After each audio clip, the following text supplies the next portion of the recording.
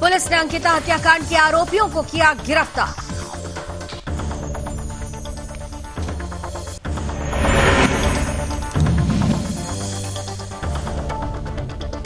Ankita murder case में SIT की गई गठित। सीएम धामी की सख्ती के बाद लिया गया एक्शन। अंकिता मर्डर केस को लेकर डीजीपी अशोक कुमार ने कहा, आरोपियों को दिलाई जाएगी सख्त सजा।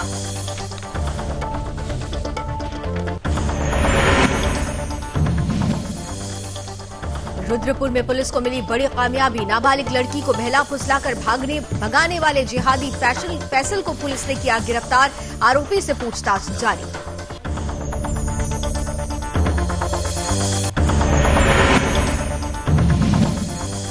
उत्तराखंड में मौसम विभाग ने जताया अनुमान, अगले 3 दिनों तक पहाड़ों में बरसेगा पानी। भारी बारिश के साथ बिजली गिरने की आशंका। 6 जिलों में बारिश का ऑरेंज अलर्ट जारी।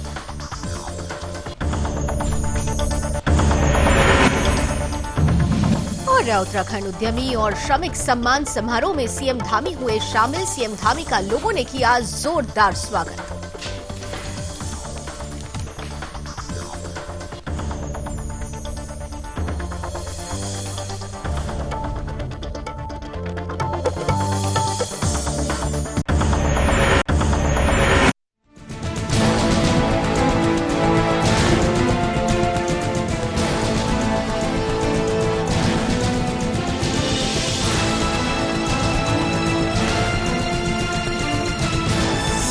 आप देख रहे हैं सुदर्शन न्यूज।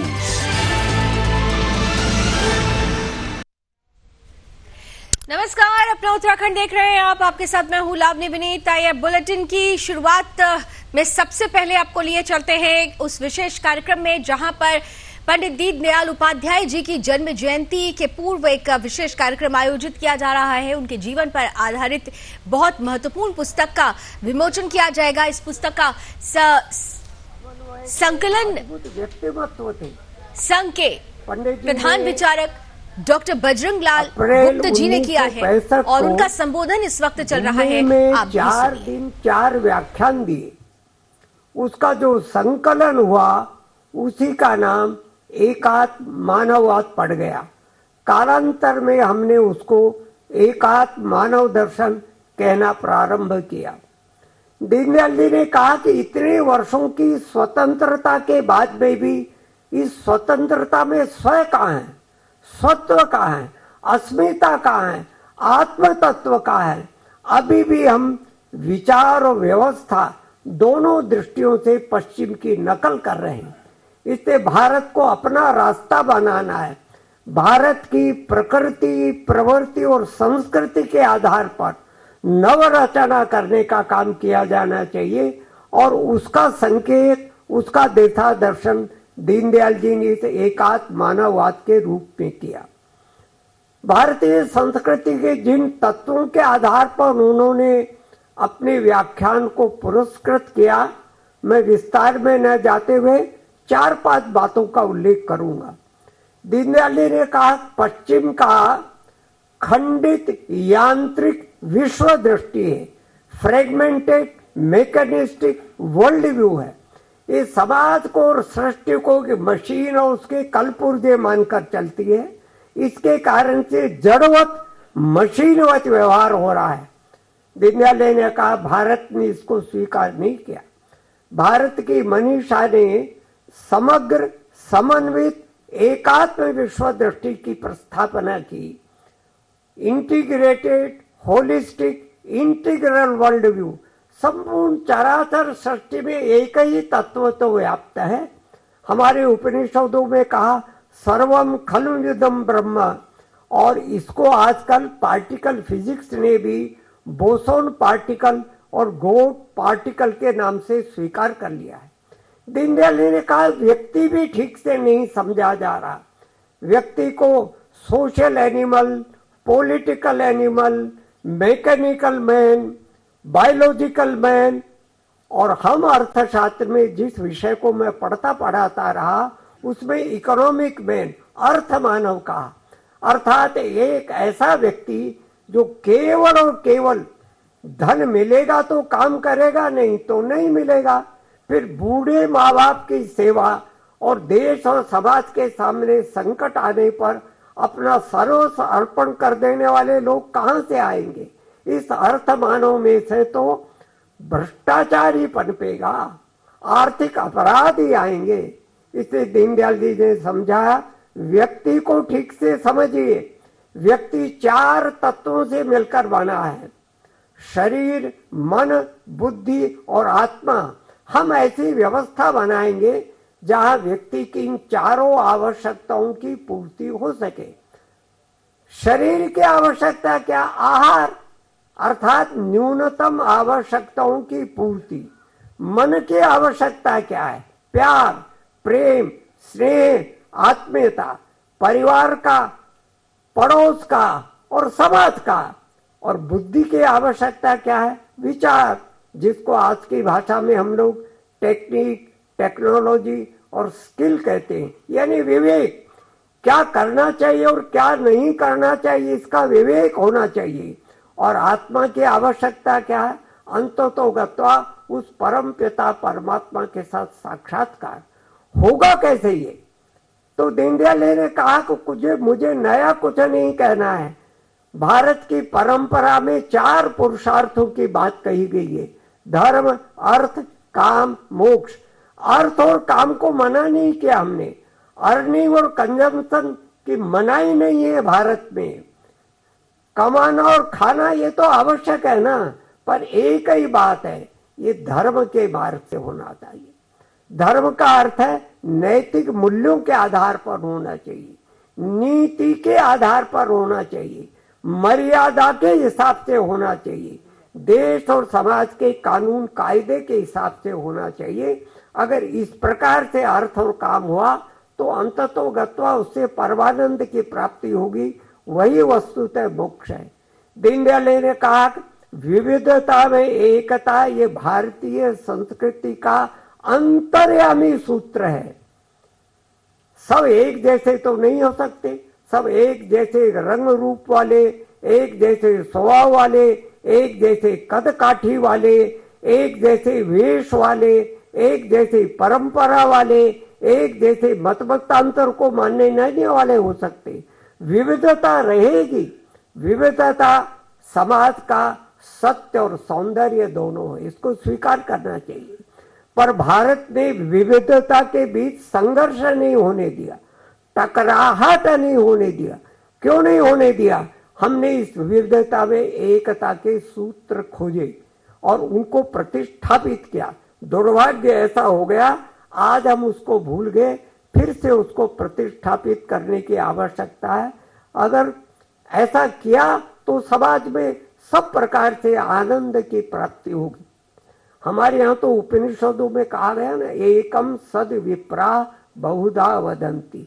सत्य तो एक ही है।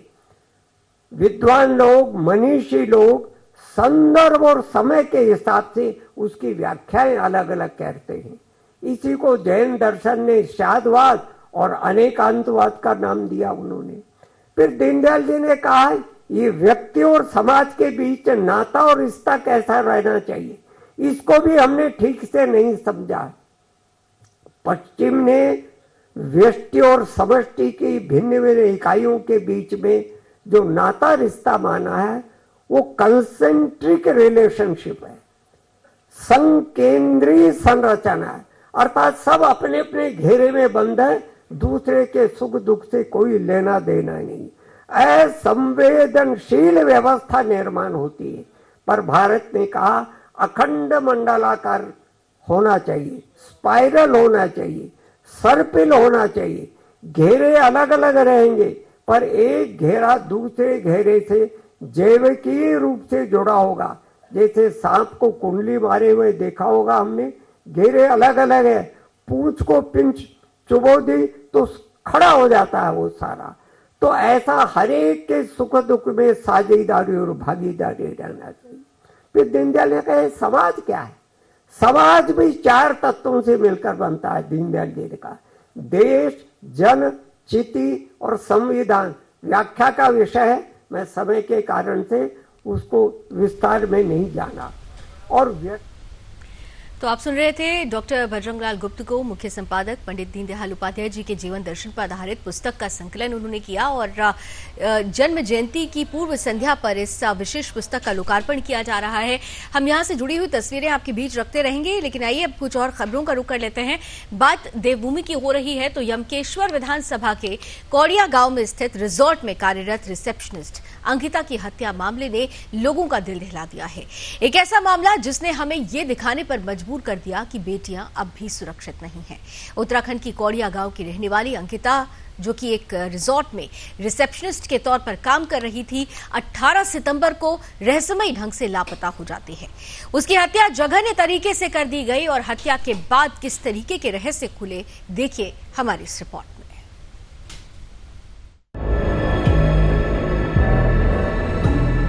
18 सितंबर को गंगा भोगपुर स्थित रिसोर्ट में संदिग्ध परिस्थितियों में लापता हुई पौड़ी गढ़वाल की रहने वाली अंकिता भंडारी के मामले का आखिरकार खुलासा हो ही गया। दरअसल अंकिता बीते कई दिनों से लापता थी, जिसके बाद लापता युवती के परिजनों ने थाने में शिकायत की थी, जिसके बाद पुलिस ने मामले को दर्ज कर जांच शुरू की। अंकिता भंडारी के मामले का आखिरकार खुलासा हो गया।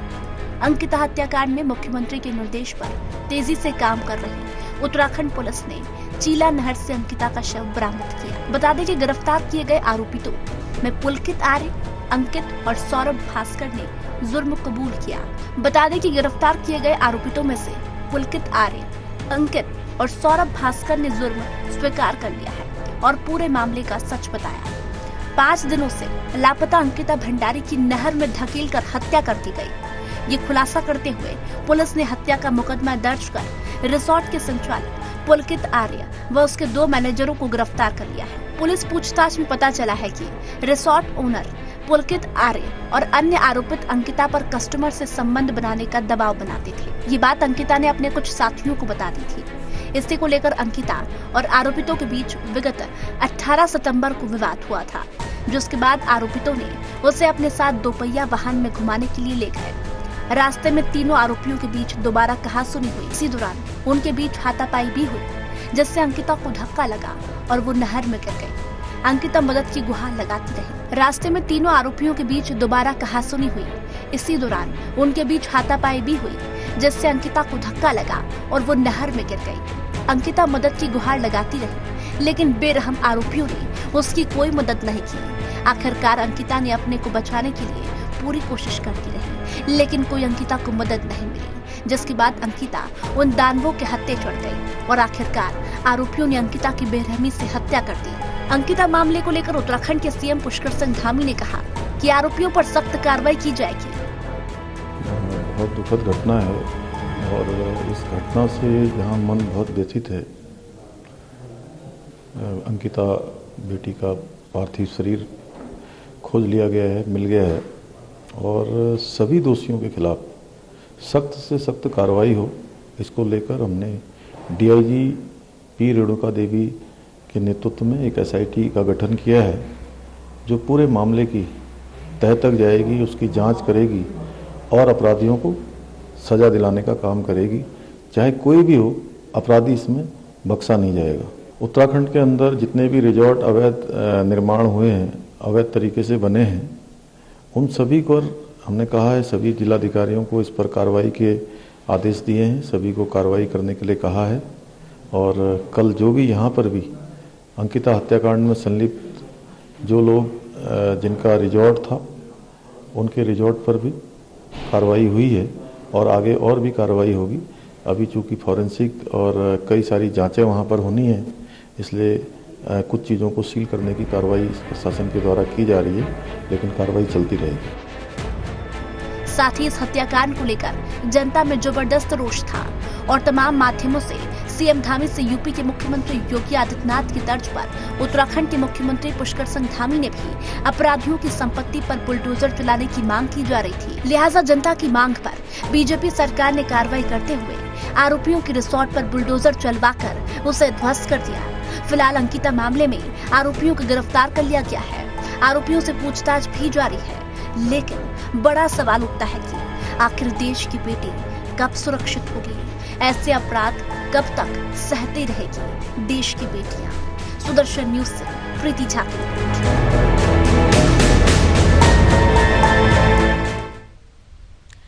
तो सरकार तुरंत एक्शन में आती है, आरोपियों को पकड़ लिया जाता है, लेकिन इन सब के बीच सवाल ये है कि देवभूमि में आखिर ये क्या चल रहा है। आखिर इस तरीके की परिस्थिति देवभूमि में क्यों उत्पन्न होती जा रही है। कभी हम देखते हैं कि केदारनाथ में मांस और मदिरा का सेवन होता है, दूसरी तरफ देवभूमि में ऐसे इलीगल रिजॉर्ट्स लगातार यहाँ पर एक्शन में आ रहे हैं, जिसके बाद अंकिता जैसी बेगुनाह लड़कियों को अपनी जान गंवानी पड़ रही है। और ऐसे में सरकार की तरफ से ये कहा जा रहा है कि अब जितने भी रिजॉर्ट्स हैं उनकी स्क्रूटनी होगी, चेकिंग होगी, लेकिन ये जो लोग हैं उनके खिलाफ कितनी बड़ी कार्रवाई की जरूरत है, इसको लेकर पूरे राज्य में सवाल उठ रहा है। हर कोई ये कह रहा है कि अंकिता को जल्द से जल्द इंसाफ मिलना चाहिए। अंकिता हत्याकांड क्योंकि तूल पकड़ता जा रहा है और ऐसे में लोगों का आक्रोश है। लोगों के आक्रोश को देखते हुए सरकार निरंतर कह रही है कि एक्शन लिया जाएगा, सख्त से सख्त एक्शन लिया जाएगा। उधर पौड़ी गढ़वाल निवासी हाई प्रोफाइल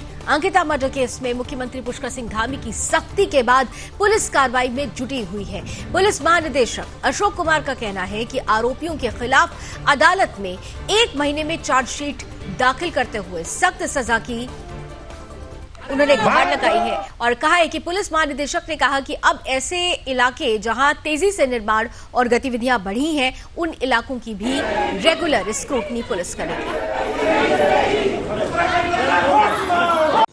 विवेचना लक्ष्मण झूला थाना पुलिस के पास आते ही केस को शीघ्रतम वर्कआउट कर लिया गया है कुछ ही घंटों में, और फिर सारे आरोपी जो मुख्य आरोपी पुलकित आर्य समेत प्राथमिक रूप से जो 3 आरोपी बनते थे उन तीनों की गिरफ्तार करके जेल भेज दिया गया है। और एक बार फिर से आपको लिए चलते हैं पंडित दीनदयाल उपाध्याय जी की जन्म जयंती की पूर्व संध्या पर आयोजित कार्यक्रम में, जहां पर इस वक्त रक्षा मंत्री राजनाथ सिंह सभा को संबोधित कर रहे हैं। और मैंने अपना भाषण भी तैयार किया, लेकिन जब हमारी आदरणीय बजरंग लाल जी से बात हो रही थी तो मैंने कहा कि 35-40 मिनट लग सकते हैं, तो उन्होंने कहा समय तो निर्धारित है। तो मैं आदरणीय बजरंग लाल जी के स्वभाव को मैं जानता हूं, कितने अनुशासित रहते हैं और लोगों को कितना अनुशासित रखते हैं। तो मैंने कहा कितने मिनट बोलना चाहिए, तो उन्होंने कहा कि 15 मिनट। तो मुझे कल फिर बैठकर अपने उस भाषण को छोटा करना पड़ा और लिखना पड़ा। मैंने कहा कि यदि मैं एक्सटेम्पोर्ड यदि मैं बोलूंगा तो मैं भाग जाऊंगा, इसलिए मैं लिखकर इस पुस्तक के संबंध में कुछ बातें जो हमारे ध्यान में आई हैं, बहुत सारी बातें छूट गई हैं जिनका उल्लेख नहीं किया जा सकता, लेकिन मैं कह सकता हूं कि आदरणीय बजरंग लाल जी का जो भाषण हुआ है सूत्र में ही उसको मैं कंप्रिहेंसिव मानता हूं। जो आदरणीय पंडित दीनदयाल जी उपाध्याय का विचार था, जो चिंतन था, उसको बहुत ही सूक्ष्म सूत्रों में उन्होंने प्रस्तुत किया है।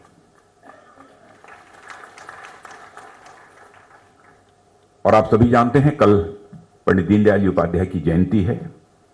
सबसे पहले मैं एकात्म मानववाद के प्रणेता और भारतीय राजनीति में शुचिता और प्रामाणिकता के नए प्रतिमान गढ़ने वाले महामानव पंडित दीनदयाल जी की उपाध्याय जी की जयंती की पूर्व संध्या पर उन्हें स्मरण भी करता हूं और उनकी स्मृति को मैं नमन भी करता हूं।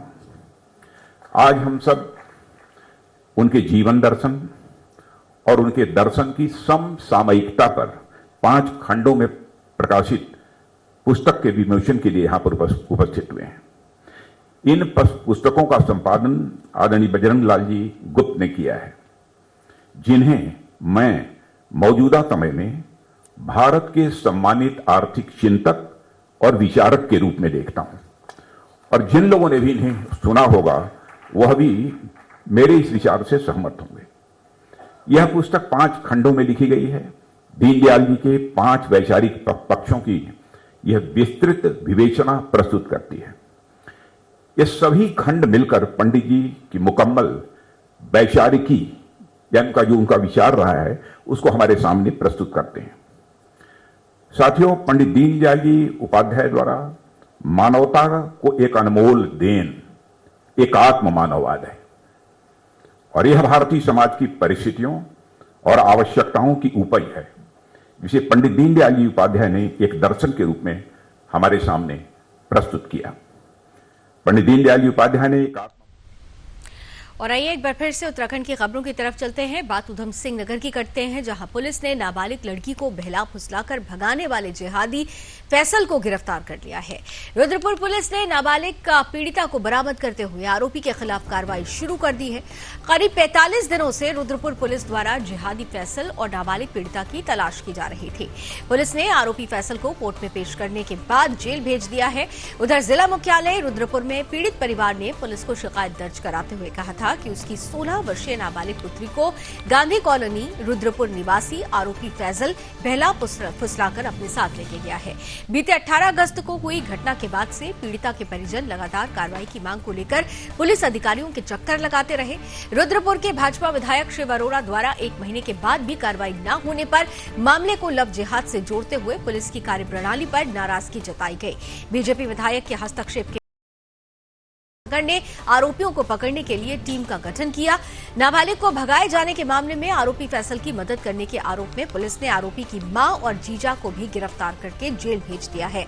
उधर पुलिस ने नाबालिग पीड़िता को भगाने और दुष्कर्म आरोपी फैसल अब्बासी को उत्तर प्रदेश के रामपुर से दबोच लिया। पुलिस ने नाबालिग पीड़िता को भी सकुशल बरामद करते हुए परिजनों के सुपुर्द कर दिया। उधर एसपी सिटी मनोज कुमार ने बताया कि रुद्रपुर पुलिस ने पीड़िता को बरामद कर आरोपी फैसल की गिरफ्तारी के बाद उसे कोर्ट में पेश किया, जिसके बाद कोर्ट के आदेश पर आरोपी को जेल भेज दिया गया है।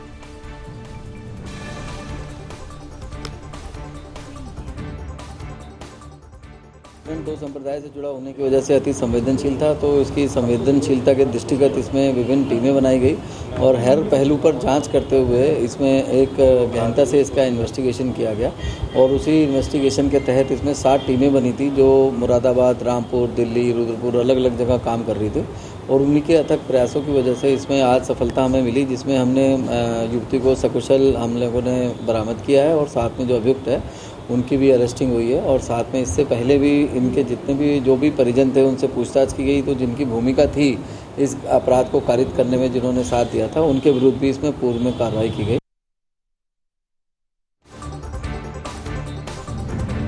इधर मध्य प्रदेश के चक्रवात के सक्रिय होने के बाद से ही निम्न दबाव का क्षेत्र बनने से अगले 24 घंटे में उत्तराखंड के कई जिलों उत्तरकाशी, चमोली, बागेश्वर, पिथौरागढ़, उधम सिंह नगर, हरिद्वार में भारी बारिश की आशंका जताई गई है। मौसम विभाग ने भारी बारिश के साथ बिजली गिरने की भी आशंका जताई है। वहीं भारी बारिश के चलते मौसम विभाग ने ऑरेंज अलर्ट जारी किया। मौसम वैज्ञानिकों ने बहुत भारी बारिश की संभावना को देखते हुए सरकार, शासन और जिला प्रशासन के साथ ही आपदा प्रबंधन से जुड़े अफसरों को अलर्ट रहने की बात कही है। वैज्ञानिकों ने भारी बारिश के साथ ही बिजली गिरने की भी संभावना जताई है।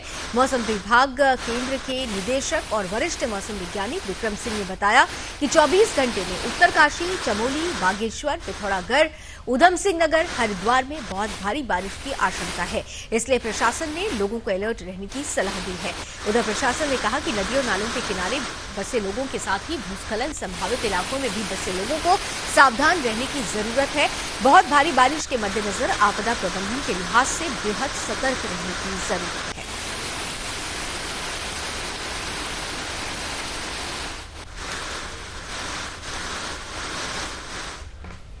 इधर उत्तराखंड के हरिद्वार में स्थित तुलसी मानस मंदिर में लघु उद्योग भारती की तरफ से उत्तराखंड उद्यमी व श्रमिक सम्मान समारोह का आयोजन किया गया। वहीं सम्मान समारोह में उत्तराखंड के सीएम पुष्कर सिंह धामी शामिल हुए, जहां सीएम धामी का लोगों ने जोरदार स्वागत किया। कार्यक्रम का शुभारंभ दीप प्रज्वलित करके किया गया। मुख्यमंत्री ने समारोह को मुख्य अतिथि के रूप में संबोधित करते हुए कहा कि सूक्ष्म और लघु उद्योग उद्यमियों का देश की अर्थव्यवस्था को आगे बढ़ाने में महत्वपूर्ण योगदान है। उन्होंने कहा कि लघु उद्योग भारतीय संगठन सूक्ष्म व लघु उद्योगों को पैरवी करने में हमेशा आगे रहता है। उनका कहना है कि बड़े उद्योगों के साथ ही सूक्ष्म और लघु उद्योगों की समस्याओं के निदान के लिए हम हमेशा तत्पर रहते हैं। साथ ही सीएम धामी ने कहा कि अक्टूबर में उद्योगों के साथ संवाद कार्यक्रम का भी आयोजन किया गया था, जिसमें 100 से भी अधिक उद्योगों से जुड़ी विभिन्न समस्याएं प्रकाश में आई थी। उनमें से 90% का समाधान निकाल लिया गया है। उन्होंने कहा कि हमारी सरकार विकल्प रहित संकल्प के तहत सरलीकरण, समाधान, निस्तारीकरण और संतुष्टि के मूल मंत्र के तहत कार्य कर रही है। पुष्कर सिंह धामी ने कहा कि हमारी सरकार उधम सिंह नगर, हरिद्वार, सिडकुल के विस्तार करने की दिशा में कार्य कर रही है। साथ ही मुख्यमंत्री धामी ने ये भी कहा कि जो उद्योग उत्तराखंड में चल रहे हैं उनके उद्योग यहाँ अच्छी तरह से चले। ब्रांड एम्बेसडर ताकि वो बन सके, वो राज्य ब्रांड एम्बेसडर बन सके, उन उत्पादों का इसे लेकर निरंतर काम हो रहा है। कार्यक्रम में उद्यमी और श्रमिकों को प्रतीक चिन्ह और प्रमाण पत्र भेंट देकर सम्मानित भी किया गया।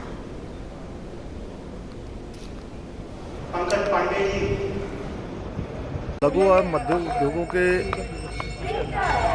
प्रतिनिधित्व के क्षेत्र में लगातार काम करने वाला संगठन है, जो लघु और मध्यम उद्योगों का लगातार प्रतिनिधित्व करता है और विभिन्न मंचों पर इन उद्योगों की बात करता है, इन उद्योगों के संवर्धन की बात करता है। हमने उत्तराखंड राज्य में भी ऐसे उद्योग हमारे खूब तेज़ी से विस्तार हो, उनका खूब तेज़ी से विकास हो, उसके लिए हम बहुत सारी योजनाएं बना रहे हैं। और हमने कहा है कि सभी योजनाएं हम सरल और उसका समाधान निकालने के लिए, जो सरलीकरण, समाधान और निस्तारण हमारा मंत्र है, कि सबका रास्ता निकाल रहे हैं। और हमने सभी को आमंत्रित किया है। 6,000 एकड़ का लैंड बैंक बनाया है। हम चाहते हैं कि बड़ी संख्या में ऐसे उद्योग हमारे विस्तारित हों और इसके साथ साथ जहां 4 जिलों के बाद जो हमारे पर्वतीय जिलों हैं, उन जिलों में भी हम इनकी संभावनाओं को खोज रहे हैं और उस पर भी रास्ता निकालकर इन उद्योगों को स्थापित करने की दिशा में आगे। इधर देवभूमि में बारिश अपना कहर बरपा रही है। बारिश के चलते पूरा जनजीवन अस्त व्यस्त हो चुका है और इसी कड़ी में तवाघाट लिपुलेख राष्ट्रीय राजमार्ग के नजंग तवांग नामक स्थान पर अचानक से पहाड़ी का बड़ा हिस्सा भरभरा कर गिर गया। इसके चलते तवाघाट लिपुलेख राष्ट्रीय राजमार्ग बंद हो गया है। पहले भी राष्ट्रीय राजमार्ग जो मलघाट में बीते 2 सप्ताह से बंद था, जिसे खोला गया था, लेकिन फिर से पहाड़ी से मलबा गिरने से राजमार्ग बंद हो गया है। वहीं मार्ग बंद होने से स्थानीय लोगों के साथ कई यात्री फंसे हुए हैं। साथ ही वाहनों का लंबा जाम लगा हुआ है। लोगों को अपने गंतव्य तक पहुंचने में देरी हो रही है। वहीं बीआरओ की टीम को लगाया गया है। मलबे को हटाकर मार्ग को सुचारू किया जा रहा है।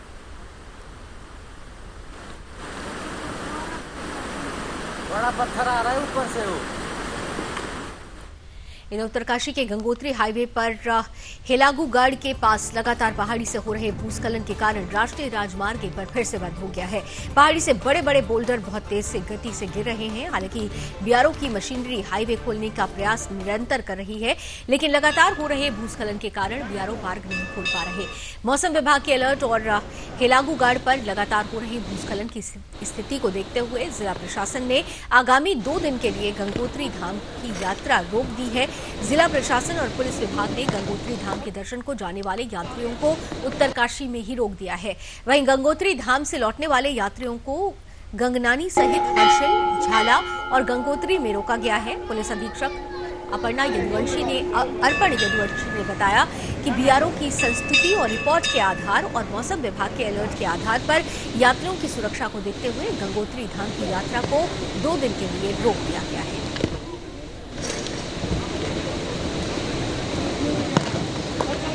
इसमें जो जैसा कि आप जानते ही हैं कि पिछले 2-3 दिनों से जो हेलागूगढ़ पे जो बहुत ही रिस्की बना हुआ है वो पूरा एरिया, कई बार भूस्खलन की वजह से यात्रा हमको रोकनी भी पड़ी है और आप जानते हैं कि 2 दिन यात्रा रुकी भी रही। और अभी भी बीआरओ का भी यही मानना है, जो वहाँ पे मलबा हटारी एजेंसी है वो यही बोल रही है कि अभी ये जो एरिया पैच है बहुत रिस्की बना हुआ है, अभी भी पत्थर बहुत तेजी से आ रहे हैं वहाँ पे। तो यही बीआरओ की संस्तुति से और वहाँ पे जो एसडीएम साहब हैं उनकी संस्तुति के बाद यही डिसीजन लिया गया है कि यात्रा जो है 2 दिन के लिए थोड़ी स्थगित कर दी जाती है, रोक दी जाती है, क्योंकि ऑरेंज अलर्ट भी है उत्तरकाशी का, जिसमें भारी बारिश। और चलिए इसी के साथ अपना उत्तराखंड में अभी बस इतना ही, लेकिन देश और दुनिया की तमाम खबरों के लिए आप जुड़े रहिए सुदर्शन न्यूज के साथ। जय हिंद।